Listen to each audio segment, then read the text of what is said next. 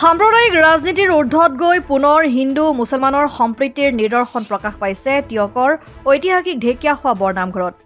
যিমানে একাংশই নিজৰ ব্যক্তিগত মুনাফাৰ স্বাৰ্থত জাতপাতৰ ৰাজনীতিৰে অসমখন কলুষিত কৰাৰ অপচেষ্টা অব্যাহত নাৰাখক কিয়, কিন্তু প্ৰকৃততে বৃহত্তৰ অসমীয়া জাতিৰ চানেকি পুনৰ প্ৰতিফলন ঘটাই টিয়কৰ ৰাজৈ অঞ্চলৰ এটা ইছলামধৰ্মী পৰিয়ালে দেখুৱাইছে এক মহানুভৱতা, যিয়ে সমাজখনলৈ নিশ্চিতভাৱে কঢ়িয়াই নিব এক আশাৰ বতৰা। উল্লেখযোগ্য যে ৰাজৈ অঞ্চলৰ এটা ইছলাম পৰিয়ালৰ সদস্য ক্ৰমে ছাইৰা ৰহমান, আদিবা আলিয়া ৰহমান, তাজিদুৰ ৰহমান আৰু ইছমাইল আলীয়ে তেওঁলোকৰ ঘৰত সযতনে ৰখা ১৫০ বছৰ পুৰণি এটি বৰপেৰা আনুষ্ঠানিকভাৱে মাধৱদেৱ প্ৰতিষ্ঠিত ঐতিহাসিক ঢেকীয়াখোৱা বৰনামঘৰৰ সংগ্ৰহালয়লৈ প্ৰেৰণ কৰে।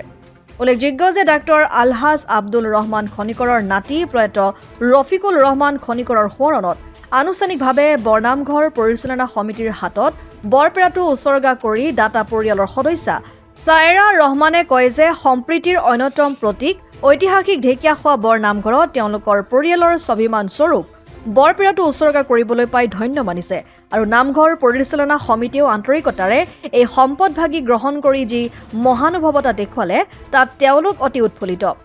ইফালে সম্প্ৰতি সমাজ জীৱনৰ পৰা হেৰাই যোৱা নৱপ্ৰজন্মৰ বাবে অচিনাকি বৰপেৰাটো ঐতিহাসিক ঢেকীয়াখোৱা বৰনামঘৰলৈ উচৰ্গা কৰা কাৰ্যক প্ৰশংসা কৰি নামঘৰ পৰিচালনা সমিতিৰ সভাপতি প্ৰবীণ কলিতাই এই অমূল্য সম্পত্তি বৰনামঘৰৰ সংগ্ৰহালয়ত সযতনে সংৰক্ষণৰ ব্যৱস্থা কৰা হ'ব বুলি মন্তব্য কৰে।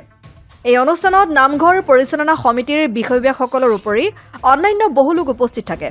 নামঘৰ পৰিচালনা সমিতিৰ তৰফৰ পৰা দাতা পৰিয়ালটোক আদৰণি জনায়। ইয়াৰ পূৰ্বে দাতা পৰিয়ালৰ তৰফৰ পৰা এখন শৰাই আগবঢ়োৱাৰ উপৰি বন্তি প্ৰজ্বলন কৰি নেদেখাজনৰ চৰণত শৰণাপন্ন হয়।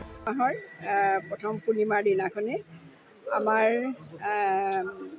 আমি আচলতে ৰাজৈ নিবাসী আৰু আমাৰ ককা দেউতাৰ দিনৰে ডাক্তৰ আব্দুল ৰহমান খনিকৰ তেখেতৰ দিনৰে এটা প্ৰায় ১৫০ বছৰীয়া এটা বৰপেৰা আমাৰ ঘৰত সংৰক্ষণ কৰি থোৱা আছিলে আৰু সেইটো আমাৰ ডাঙৰ দাদা স্বৰ্গীয় ৰফিকুৰ ৰহমান খনিকৰৰ নামত আমাৰ পৰিয়ালবৰ্গৰ হৈ আজি এই ঐতিহ্যমণ্ডিত এই শ্ৰী শ্ৰী মাধৱদেৱ প্ৰতিষ্ঠিত ঢেকীয়াখোৱা বৰনামঘৰ যিটো আমাৰ সম্প্ৰীতিৰ প্ৰতীক, তাত আমি এটা ইয়ালৈ আমি উপহাৰ স্বৰূপে আগবঢ়াবলৈ পাই আমি নথৈ আনন্দিত হৈছোঁ।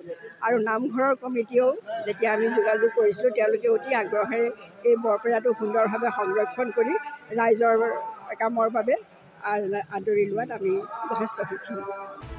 অসম আদিত্য টিয়ক NKS হুণ্ডাইলৈ স্বাগতম। নৰ্থ ইষ্টৰ প্ৰথম GDSI 2.0 ফিচাৰ্ছ ডিলাৰ হৈছে NKS হুণ্ডাই। অত্যাধুনিক সা সুবিধাৰে তৈয়াৰী মষ্ট আপডেটেড হুণ্ডাই ডিলাৰ এতিয়া ডিব্ৰুগড়ত।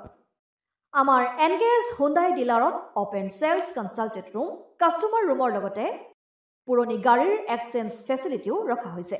ইয়াত চেলছৰ লগতে ছাৰ্ভিচ ছেক্টৰৰ সুন্দৰ সুবিধা আছে। প্ৰয়োজনীয় সকলো এডভান্স টুলছ, হুইল বেলেন্সিং, এলাইনমেণ্টৰ অত্যাধুনিক machine, post hydraulic lift, fully ট্ৰেইনমেণ্ট পাৱাৰৰ লগতে nitrogen gas filling facility, fully automatic car washer ফেচিলিটিও আছে।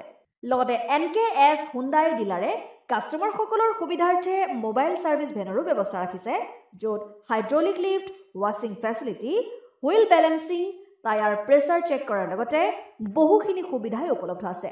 NKS হুণ্ডাইলৈ আহক আৰু সুবিধাসমূহ গ্ৰহণ কৰক।